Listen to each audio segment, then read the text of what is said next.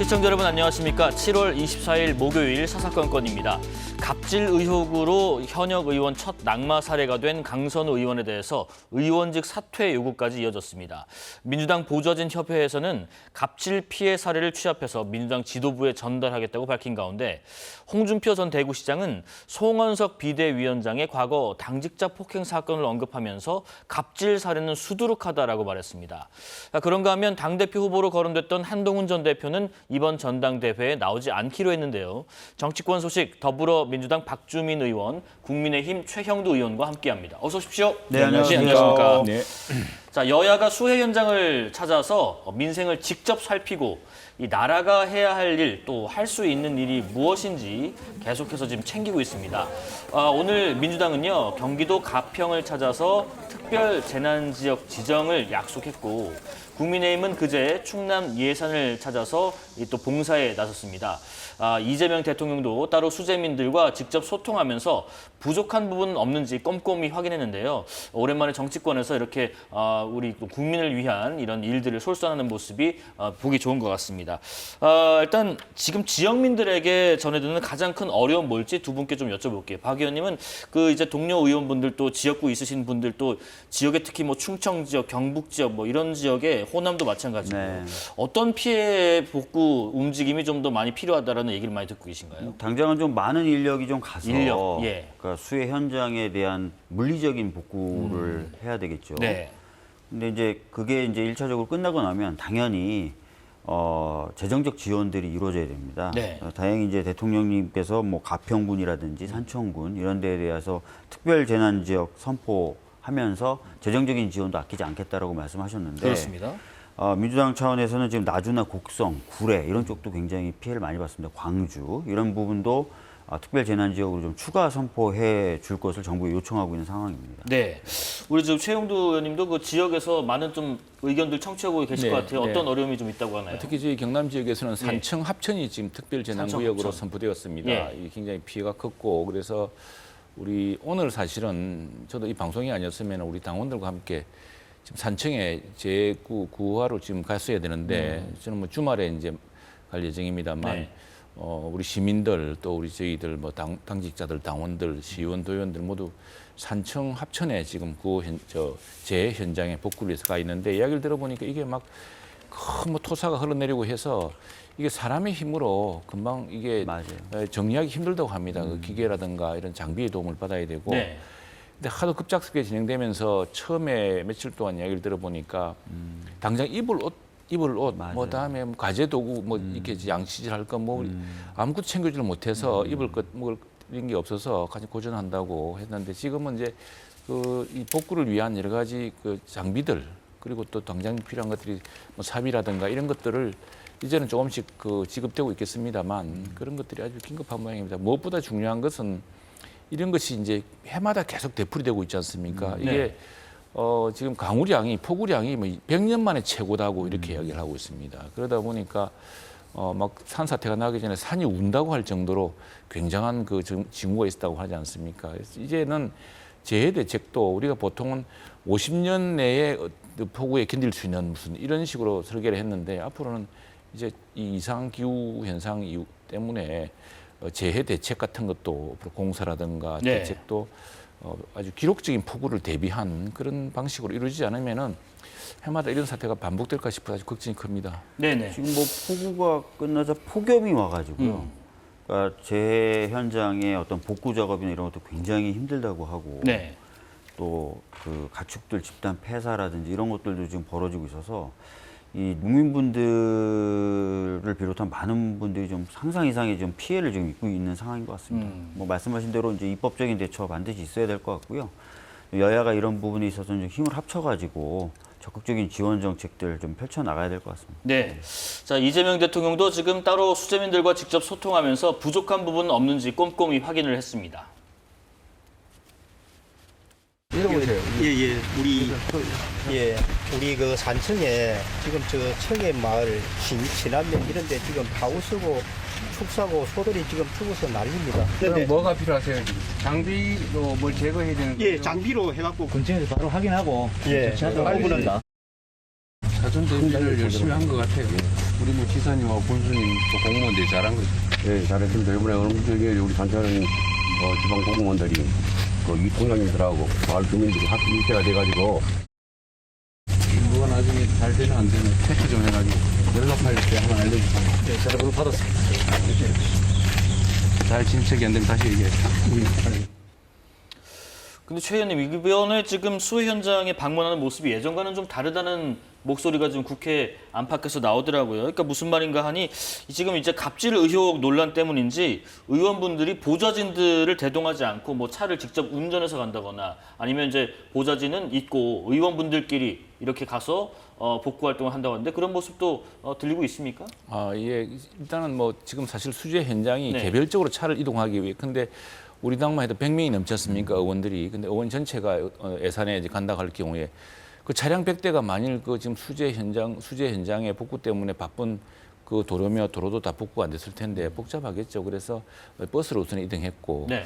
또 우선에 현지에 우리 당원들과 주민들이 있기 때문에 예, 오히려 지금 그 복구에 도움된다기보다는 그 여러 사람이 가서 자칫 혼선 빚고 할까봐 그런 그렇죠. 것들 좀 걱정한 것 같습니다. 괜히 또 뭐 가서 뭐 사진 네. 찍고 뭐 이렇게 의전하고 하면 더 복잡해질 그렇습니다. 수 예, 있잖아요. 그리고 또 저희들도 지금 보통 보면 한꺼번에 많이 가는데 이 마을에 여러 마을이 걸쳐 있고 해서 이 분산돼 가지고 필요한 사람이 적절하게 가서 적절한 일을 해주는 것이 더 도움이 될 수 있다고 생각하기 때문에 한 차례 그냥 단체로 가서 의례적으로 하는 것보다는 실질적으로 여러 차례 나누어서 저희도 뭐 그렇게 할 생각입니다. 오늘 못 간 사람들은 주말에 함께 가서 돕는다든가 네. 오늘 할 일, 내일 할 일이 다르거든요. 오늘은 큰 토사를 치우는 일이라면 내일부터는 가재독을 씻는 것이 일이 될 텐데 그럴 때 일을 나누어서 여러 사람이 번갈아서 가는 것이 더 실효성이 있고 또 뭐 사진 찍기식으로 가서 괜히 했다가 또 엉뚱한 사단이 나고 하니까 그런 것들도 조심하고 그랬던 것 같습니다. 네, 지금 이런 가운데 일부 지자체장의 부적절한 행동이 지금 문제가 되고 있어요. 백경현 경기도 구리시장이 뭐 한 야유회에서 지금 영상 나오고 있는 것처럼 뭐 신나게 가물을 지금 즐기는 모습인데 전날은 공무원들이 집중호우에 대비해서 비상근무를 섰던 날이라고 해요. 이런 일들이 이제 수해나 아니면 뭐 재난 상황 있을 때마다 되게 자주 들리는 편인데 이런 일이 왜 자꾸 반복될까요? 아무래도 뭐 수해 피해를 입은 분들의 네. 고통에 대해서 공감을 잘 못하는 거겠죠. 그러다 보니까 이제 조심성 없는 행동들이 나오는 것 같고요. 아까 이제 국회의원들 현장 방문이 좀 달라진 것 같다라고 얘기하셨는데 사실 몇 년 전부터 방금 이제 뭐 최 의원님도 말씀하셨지만 버스로 단체로 가서 네. 일하고 그렇게 합니다. 이유는 이거죠. 뭐 현장을 둘러보러 간 게 아니라 복구하러 간 거거든요. 그렇죠. 그럼 이제 일을 하러 가는 거고 따라서 이제 일하기에 적합한 상황에 맞춰서 복장이라든지 태도라든지 이런 걸 취해서 가는 거고. 하여튼 3년 전에 이제 인가요? 제가 기억하기로는 4년 전인가도 굉장히 큰 물난리가 난 적이 있었는데 그때도 의원들이 이렇게 저렇게 가가지고 하루 종일 그냥 일만 하다가 오고 네. 일단 이게 좀 됐습니다. 저렇게 한 지가. 예. 강선우 의원 관련된 이야기 계속 이어가 보겠습니다. 어제 그 후보직에서 사진 사퇴를 했지만은 국민의힘 송원석 원내대표가 강 의원을 국회 윤리위원회에 제소하겠다고 나섰습니다. 지금 의원직 사퇴 요구까지 나선 건데 여기에 대해서 박 의원님 어떻게 생각하시는지요? 저는 참 송원석 의원님이 어떤 분이십니까? 사실 홍준표 전 대구시장도 네. 페이스북에 글을 써서 이제 저격을 하셨던데 사실 얼마 전에 그 자기 자리를 마련하지 않았다는 이유로 당직자의 정강이를 발로 차서 문제가 됐고 그래서 당을 결국은 잠시 떠나 있기까지 했던 분 아닙니까? 그런 분이 이제 이런 얘기를 하는 것 자체가 저희들로서는 상당히 좀 납득하기 어렵고요. 그래서 먼저 국민의힘조차 먼저 돌아보는 것이 필요하다 이런 말씀 드리겠습니다. 예. 지금 말씀하신 것처럼 홍준표 전 대구시장의 글이 올라왔습니다. 여의도 정치판에서 보좌관에 갑질하는 의원이 어디 강선우 한 사람뿐이겠는가 하면서 뒤에 예를 들었단 말이죠. 당직자를 이유 없이 발로 걷어차고 폭행해서 집단 항의를 당해서 탈당했다가 다시 복당한 의원은 있었지 않느냐 이런 얘기를 했는데 지금 이제 강선우 의원을 얘기하면서 또 전체 의원을 얘기하는 듯 하다가 또 송원석 원내대표를 겨냥한 듯한 발언들 이거 어떻게 해석해야 되나요? 이게 사실은 뭐 우리가 이번 사건을 계기로 예. 우리 의원들도 그렇고 저 스스로도 많이 돌아봐야죠. 왜냐하니까 이게 의원실에 지금 그래서 우리 의원실의 보좌진 구조 지금 전통적 국회 보좌진이 너무 많다고 많은 국민들이 질타하고 있습니다. 근데 실제로 그렇지는 않습니다. 실제로 우리 대한민국 국회의원들이 인구 한 20만 명당 한 명씩 하는 셈인데 이게 세계적으로만 세 번째 정도 그 선거인 수가 큽니다. 그러니까 큰 지역을 관리하죠. 흔히 이제 우리 국회의원들을 유럽 국회의원과 많이 비유를 합니다. 근데 유럽 같은 경우는 인구 대비 의원 수가 한 인구당 한 10만 명, 5만 명 정도 되는 숫자여서 실제로 우리 대한민국 국회의원들처럼 지금 선거 지역이 넓다거나 그 선거 구민이 많다거나 그렇지는 않습니다. 이제 미국, 일본과 비교해 보자면은 적정한 숫자인데 이제 이렇게 미국, 일본과는 다른 자꾸 이런 문제, 일본 같은 경우는 이런 문제가 생깁니다. 근데 미국 같은 경우는 어떤 보좌진의 영역과 업무에 대한 확실한 그 코드 오브 컨덕트라 그러니까 이런 게 있어서 의원들이 함부로 뭐 시킬 수 없는 일도 있고 그렇습니다. 그런 이번에 좀 그런 기준이 좀 정착돼야 되는 거 아닌가 싶고요. 또 아무래도 이제 이게 각 의원실별로 채용하게 되는 과정이고 그게 지역구 사정도 있고 한데 이런 문제에서 저는 이게 하나의 정당 개혁 차원에서 실제로 우리 보좌진들도 중요한 공직자들이거든요. 네. 국민을 위해서 봉사하라고 한 것이고 또 언젠가 한번 TV 드라마도 나왔습니다만 보좌관이 굉장히 역할을 많이 합니다. 드라마예요. 예, 네. 그런 보좌진들이 사실 좋은 보좌관이 국회의원 몇 사람 몫을 하는 경우도 있거든요. 그런 역할들이 더욱더 도드라지고 우리 대한민국 그 국회에서 국회의원들이 뭐 일일이 선거구 인사도 해야 되고 또 여러 행사를 많이 하다 보면 법안과 정책을 챙기지 못하는 경우가 많은데 그 부분을 뒷받침하라고 이렇게 유능한 정책 보좌진들을 많이 쓰게끔 이렇게 해놓은 겁니다. 그런데 본연의 기능으로 돌아갈 수 있도록 우선에 정당별로 우리 정당 내에서는 정말 보좌진 구조가 확실한가, 보좌진에 대한 의원들의 이 태도라든가 또 보좌진의 역할을 확실히 보장하고 있는가 이런 데 대한 한번 돌아봐야 될 것 같고 기준과 원칙을 좀 세워야 될 것 같습니다. 혹시 뭐 관련해서 보태실 말씀 있으실지요?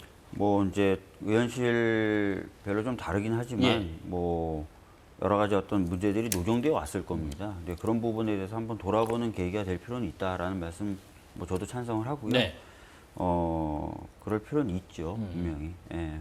그러니까 하여튼 뭐 말씀하신 것처럼 이제 보좌진 분들도 정확히 세비를 받는 분들이다 보니까 그분들도 이제 나라에서 이제 녹을 받는 분들, 그러니까 이제 입법 활동에 정말 전문성을 가지신 분도 많고 또 지역의 어떤 현안을 다루는데 전문성 있는 분도 많은데 이게 사실 뭐 의원분들이 말씀하신 것처럼 참 간극이라는 것도 이제 의원과 보좌진 사이에서의 어떤 이런 거리감이랄지 이런 것들이 참 혼재되어 있다 보니까 이번에 계기로 많이들 좀 자성하는 목소리가 나오는 것 같습니다.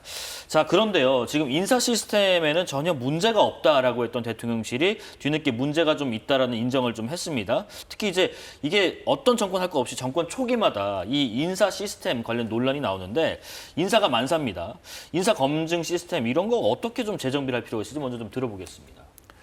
예, 아까 이제 국회의원들의 보좌진에 대한 여러 가지 이제 행태들 이런 것들이 사실은 내부적으로 고발되는 그런 사이트가 있다고 합니다. 저는 못 봤는데 이번에도 사실은 여의도 대나무 숲인가, 그러니까 대나무 숲에 예전에 누가 대고서 임금님 기는 당나귀라고 했던 그런 아마 설화에서 비롯된 이런 것 같은데 대나무 숲에 이제 온갖 이야기가 다 올라온다고 합니다. 그런 것들을 보고서 좀 의원들 스스로 뭐 저도 이렇게 되돌아봐야 될 것 같고 또 하나 지금 사실 청문회 왜 이런 검증이 됐을지 이해가 안 됩니다, 사실은. 왜냐하면 지금 문제되는 것들도 그 여의도 대나무 숲에 다 이미 몇 년 전부터 그래서 보좌진의 사이트는 공공연한 사실이었다고 하거든요. 근데 그걸 그러면 검증하는 사람이 몰랐을까? 검증을 하면 세평도 다 수집을 하는데 근데 한편으로는 저는 이렇게 된 까닭은 우리 지금 정부 여당이 이재명 정부와 민주당이 너무 다수당이고 힘이 세다 보니까 청문 절차를 아주 간단하게 소수 야당, 더욱이 지금 지지율 낮은 야당을 뭐 그냥 쉽게 이게 통과시킬 수 있을 것이라는 너무 자만심이 넘친 거 아닌가 싶고요. 지금 사실 이번 청문제들 보면서 이게 청문제도의 취지를 완전히 이제 다 내팽개친 거 아닌가. 아니 정인 참고인도 없고 자료 내라도 자료도 내지 않고 그런데도 다수당이라고 해당 인사청문회 하는 상임위원회 위원장은 그냥 다 무사 통과시켜버리고 이렇게 해버리면 야당의 청문이 의미가 없는 것이죠. 그런데 정부 여당도 좀 되돌이켜 봐야 된다고 생각하는 것은 이건 야당과 싸우는 게 아닙니다. 국민들의 눈높이에 맞추는 일인데 그걸 했는가 싶고요. 또 하나 좀 이번에 좀 분명하게 하고 싶은 것은 검증 기준을 좀 명확히 해서 제가 이제 워싱턴 특파원을 했는데 근데 뭐 커트 캠벨이라고 우리나라도 잘 알려져 있습니다. 국무부 장관까지 했죠. 굉장히 힘 있는 저 외교관이고 안보실 인사였는데 그 부분이 이전에 정부에 발탁되면서 하는 거 보니까 한 몇 개월씩 걸려요. FBI에서 조사를 다 합니다. 재산관계 또 그 사람이 싱크탱크 하면서 모금하면서 이상한 일이 없었는가. 굉장히 오래 걸리는데 우리도 좀 이렇게 그 대통령실에서 하는 것 정도가 아니라 FBI 같은 그런 곳에서 정말 철저히 검증하고 그 검증 결과가 국회에 올라오면은 그 전에 그걸로 좀 검증하고 이 청문회만 며칠 버티면 된다. 그리고 우리가 다수당이니까 뭐 야당이 반대해도 그냥 통과시킬 수 있다.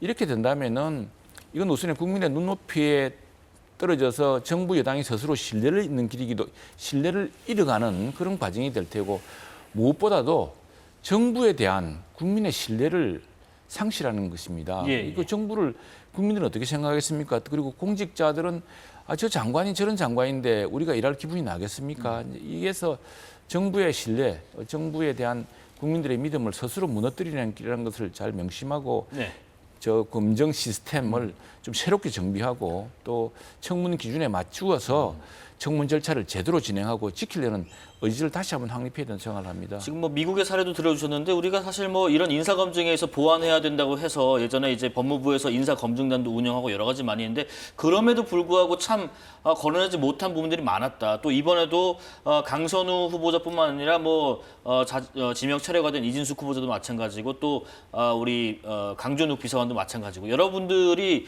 참 검증대에서 올라갔을 때 가장 가까이서 할 수 있는 뭐 논문이랄지 책이랄지 뭐 세평이랄지 이런 부분들 왜 초반에 좀 걸러내지 못한 부분이 있는 건가? 시스템에 문제가 있는 건가 싶습니다. 뭐 여러 케이스들을 제가 말씀드리긴 좀 어려울 것 같고 강준욱 비서관 경우에만 좀 말씀을 드리면 강준욱 비서관은 이제 국민통합비서관이라는 이름을 갖고 있고 그 역할을 하는 사람이었죠.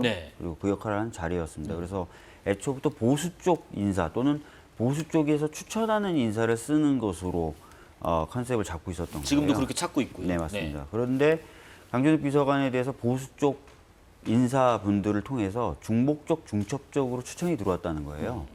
그리고 이제 추천하시는 분들 자체가 이제 명망이 높은 보수 쪽 인사 중에서는 그런 분들이다 보니까 보수 쪽 인사를 써야 되겠다는 생각이 있었고 보수 쪽 인사들이 거듭 추천을 했고 해서 이제 그런 부분들을 좀 믿었던 부분이 있었던 거죠.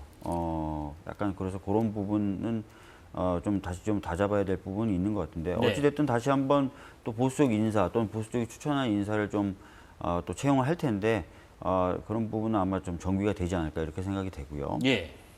아무래도 인수위가 없이 출범을 했다는 점, 그리고 이제 처음에는 대통령 직무 공간의 예를 좀 들면은 뭐 볼펜 한 자루도 없었다는 거지 않습니까? 그런 상황에서 이제 출발하다 보니까 이제 초기에 어떤 불안정성 이런 부분이 이제 인사 검증에도 영향을 미쳤다고 보고요. 앞으로는 이제 대통령실에서도 정비해서 나가겠다고 했으니까 달라진 모습 충분히 보여질 것이라 생각합니다. 지금 이런 가운데요. 강선우 의원의 국무위원 후보직 사퇴가 민주당 전당대회 결과에도 영향을 주는 것 아니냐는 이야기가 나오고 있습니다. 왜 그런가 하면 우선 박찬대 후보가 명심에 조금 더 가까이 가 있는가 하는 얘기가 나와요. 왜냐하면 정청래 후보 같은 경우는 줄곧 강선우 의원을 좀 두둔하고 힘내시라, 뭐 위로한다 이런 발언들을 했었는데 박찬대 후보는 강 의원이 어제 사퇴의 글을 올리기 한 15분 전쯤에 결단을 내려야 된다라는 글을 올렸어요. 그러고 나서 한 15분 후쯤에 강선우 의원이 이제 사퇴의 글을 올렸는데 그러다 보니까 대통령실과의 교감이 박 후보가 좀 더 잘 되는 거 아니야? 뭐 이런 얘기가 나오고 있어요. 글쎄요, 뭐 그런 사실이나 이런 부분은 알 수가 없고요. 다만 이제 박찬대 후보가 본인 스스로 밝힌 입장에서 보면은 이전에도 이제 비슷한 취지의 입장을 밝힌 바가 있거든요. 그래서 연속된 선상에서 의사를 한 번 더 밝힌 것이다라고 얘기를 하는 거고 그 가운데 이제 우연히 이제 대통령실의 입장과 부합하고 합치한 것이다 이렇게 얘기를 하고 있어요. 그래서 너무나 지나치게 확대 해석하실 필요는 없을 것 같고요. 그리고 지금 강선우 장관 후보자의 어떤 거취가 전당대회에서 정치적으로 활용되어서는 안 되고 또 활용되어 되지도 않을 것이기 때문에 뭐 그런 부분 관련돼서 뭐 전당대회에 어떤 영향을 미칠 것이다 이렇게 저희가 뭐 미리 예단적으로 이렇게 말하거나 판단하는 건 적절치 않은 것 같습니다. 예. 그러면 이제 향후에 이제 통합으로 수도권하고 호남의 이제 경선이 결과가 나올 텐데 네. 그때 미치는 영향 요소에 이번에 강선 후보자의 사퇴 또 박찬대 후보자가 어떤 올렸던 그런 시그널 같은 거는 큰 영향을 미치지 못할 것이다. 아마 근데 당원들 입장에서는 예. 그럴 수는 있겠죠. 뭐 이게 이제 정치적으로 활용되지는 않을 텐데 두 후보가 이제 입장이 미묘하게 좀 달랐던 부분이 있어서 그 부분을 당원들이 어떻게 해석하느냐에 따라서의 영향 정도는 있을 수는 있겠죠. 네네. 국민의힘 얘기로 좀 넘어가 보겠습니다. 국민의힘이 어제 혁신안 논의를 위해서 의원총회를 열었는데 참 보면서 아이러니하다 싶은 분이 있었습니다. 혁신안을 논의하는 자리에 혁신위원장이 없었다.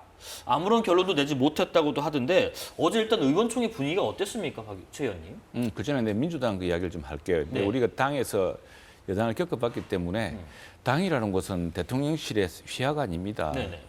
당은 정말 민심을 정확히 전달해야 되는 겁니다. 어떻게 보자면 우리 당이 지난번에 다시 정권을 잃고 이렇게 된 것도 우리 당이 민심을 정확히 전해서 대통령실을 이끌어가야 되는데 지금 민주당 전당대도 그걸 교감으로 삼아서 뭐 어느 정당이든 민주당이든 우리 당이든 민심을 잘 읽고 또 국민들을 위해서 일할 수 있는 정당의 그런 경쟁이 돼야 되기 때문에 이번 전당대회도 그런 관점이 됐으면 좋겠고 네. 지금 우리 당의 경우는 이제 이게 논의를 이제 시작한 겁니다. 시작했는데 아마 커뮤니티적으로 소통 과정에서 조금 약간 착오가 좀 있었던 것 같은데 착오, 예. 어제 사실 저 의원총회는 이제 본회의를 앞두고 원내 이제 전략들 이런 것들을 논의하기 위한 자리였고 여기에 이제 우리 현안이 있어가지고 좀 잠깐 이제 보고를 했어요. 보고를 했는데 어쨌거나 우리 저 본회의가 끝난 뒤에 네. 다시 나와서 이야기를 했고 지금 이제 다음 주 되면은 이제 우리도 전당대회가 본격화됩니다. 그러니까요. 근데 전당대회가 본격화되기 전에 지금 혁신위에서 무슨 제안을 했는지 또 혁신위가 요청하는 것은 어떻게 할지에 대해서 이제 주말을 거치면서 좀 일정이라든가 이런 계획 같은 게 나오지 않을까 생각합니다. 그래서 국민들도 궁금하거든요. 그래서 네. 혁신에 무슨 이야기를 했는데 왜 국민의힘의 당에서는 혁신을 만들어 놓고 예. 혁신에 어떻게 할 것이냐는 계획표가 나오지 않느냐. 그러니까요. 이런 데 대해서 당 지도부가 대답할 거라고 생각합니다. 네. 위원회가 지금 얼마 안 있으면 해산되고 그러면 빈손으로 끝나서 전당대회까지 이어지게 되면 결국 관심은 다 전당대회에 가게 될 텐데요. 그게 이제 저 딜레마죠. 딜레마인데 지금 사실은 이게 전당대 자체가 혁신 전당대가 되지 않으면 안 되는 상황입니다. 혁신 전당대회. 혁신죠. 그래서 네.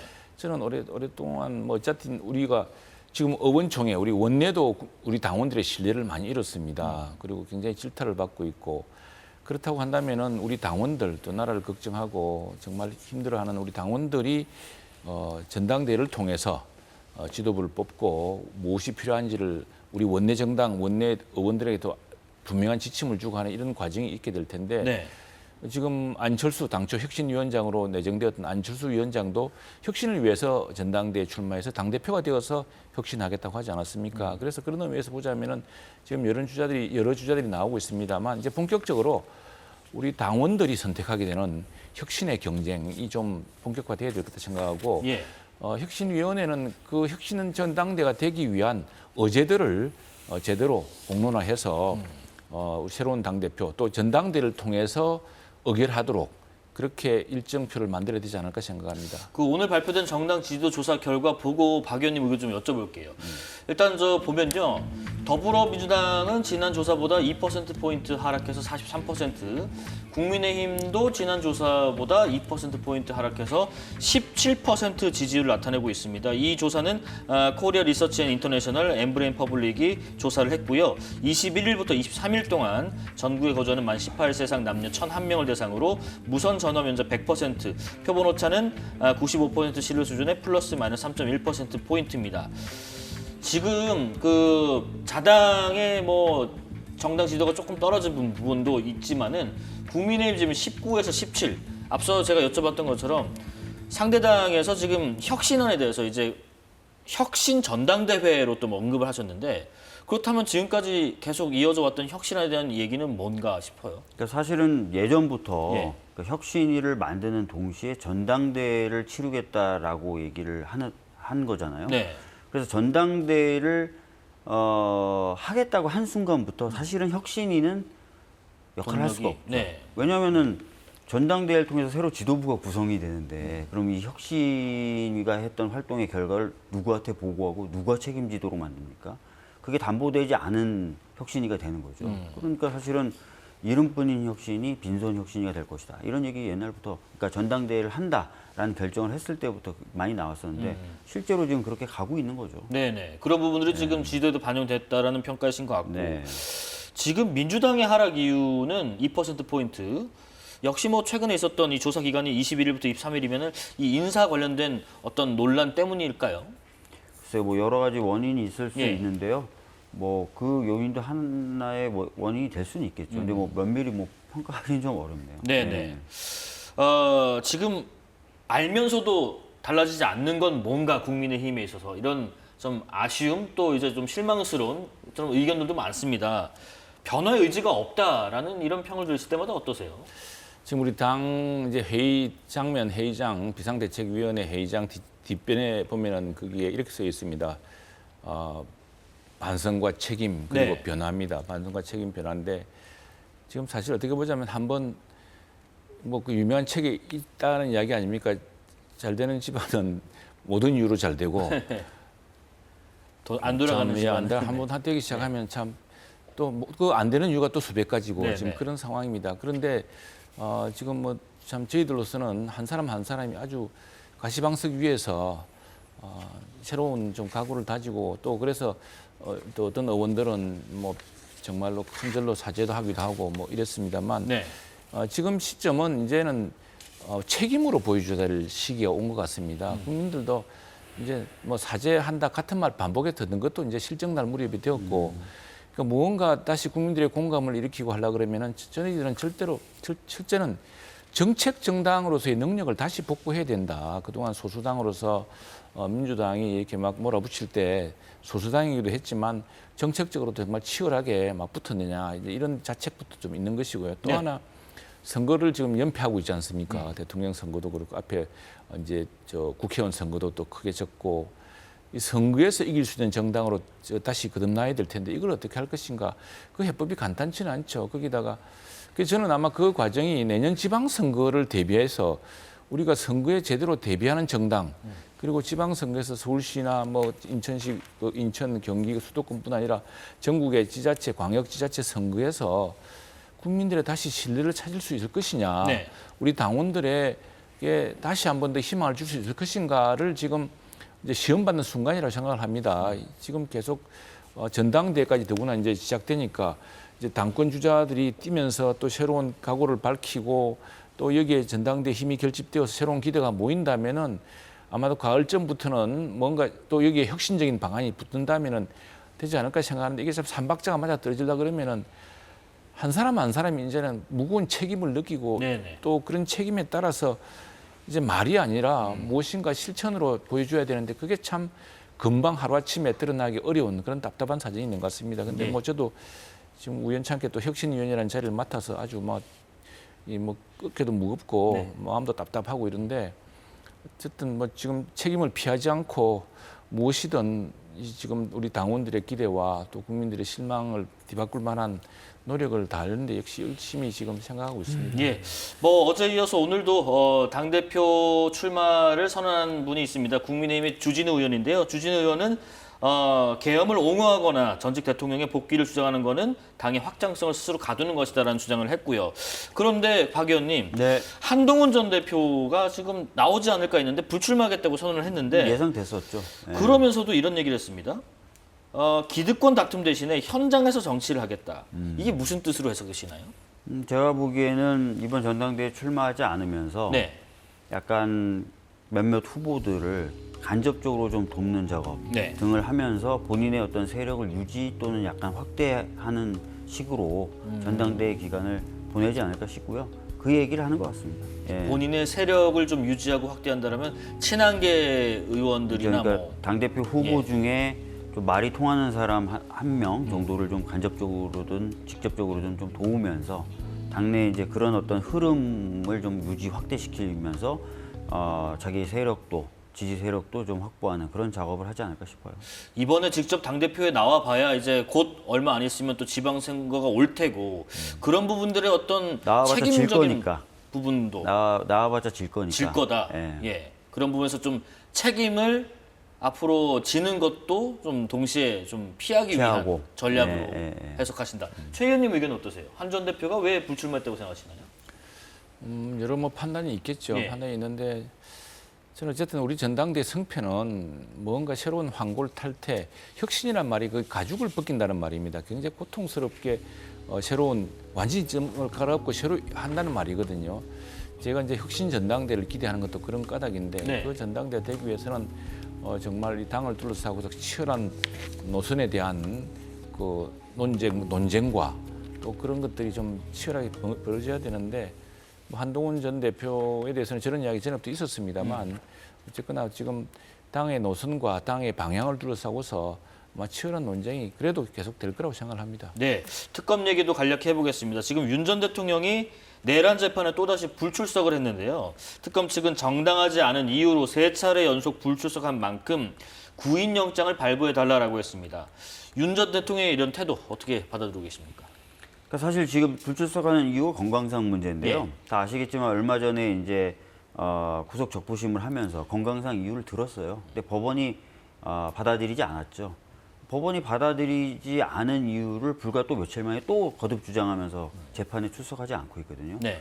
이거는 이제 재판을 사실상 거부하겠다라고 보여지고요. 그 의미는 크게 두 가지일 것 같은데 하나는 재판을 받게 되면 네. 본인의 어떤 그 결과, 본인에 대한 결과 사실상 거의 예정돼 있지 않습니까? 그런 부분에 대한 그 예정이 돼 있는 상황에서 정치적 메시지는 또 내야 되겠고 뭐 그런 복합적인 이유인 것 같습니다. 한 가지만 더 여쭤볼게요. 김건희 여사 측에서는 또 특검 조사 관련해서 조사 사이에 휴식을 보장해달라. 또 6시 전에는 종결해달라라는 요청을 했는데 이런 요청, 어제도 일부 요청이 있었는데 오늘 또 요청이 나왔습니다.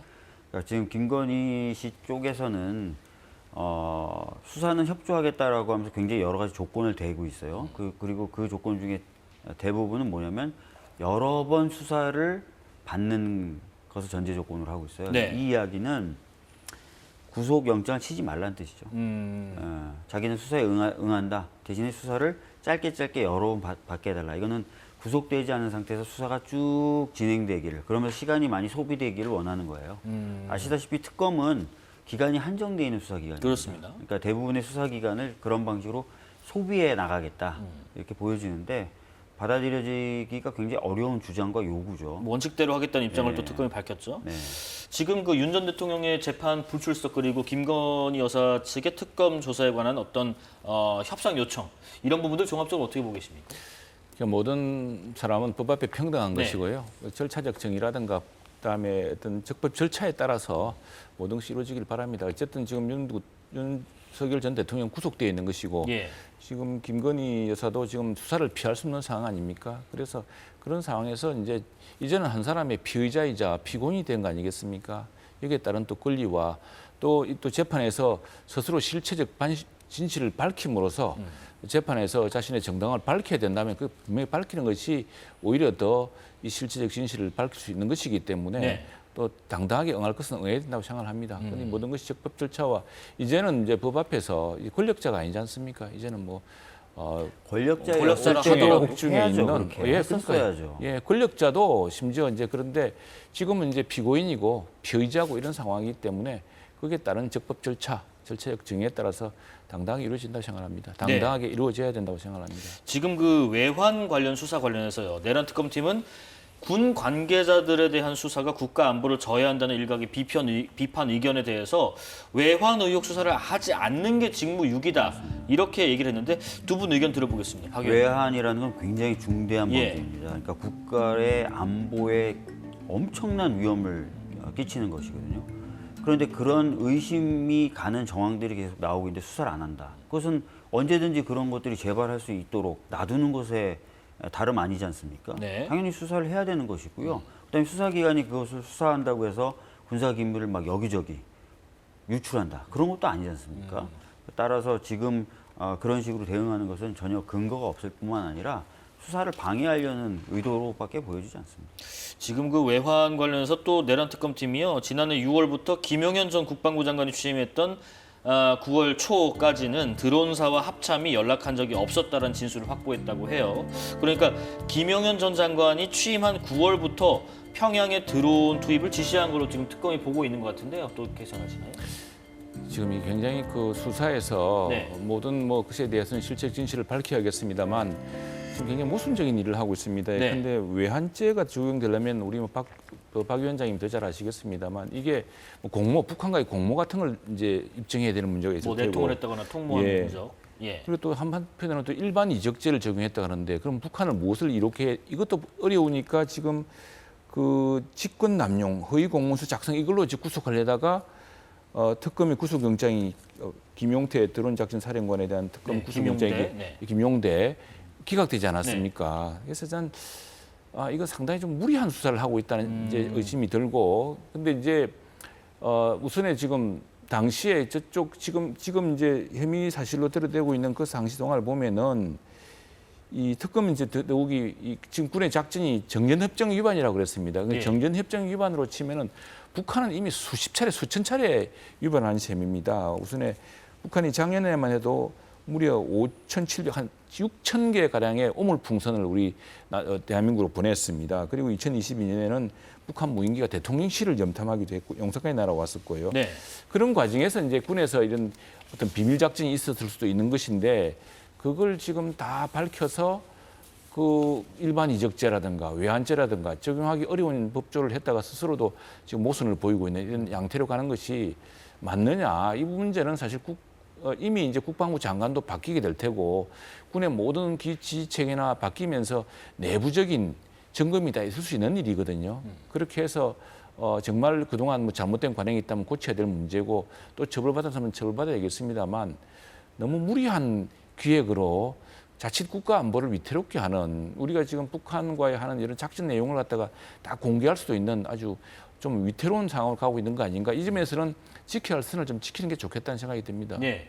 무리한 수사의 부분이 좀 있다. 그렇죠. 그러니까 예. 지금 말씀하신 것처럼 이제 외환죄, 일반 이적죄, 불법 전투 개시죄 이런 여러 혐의라고 하는 건 법률적 구성이에요.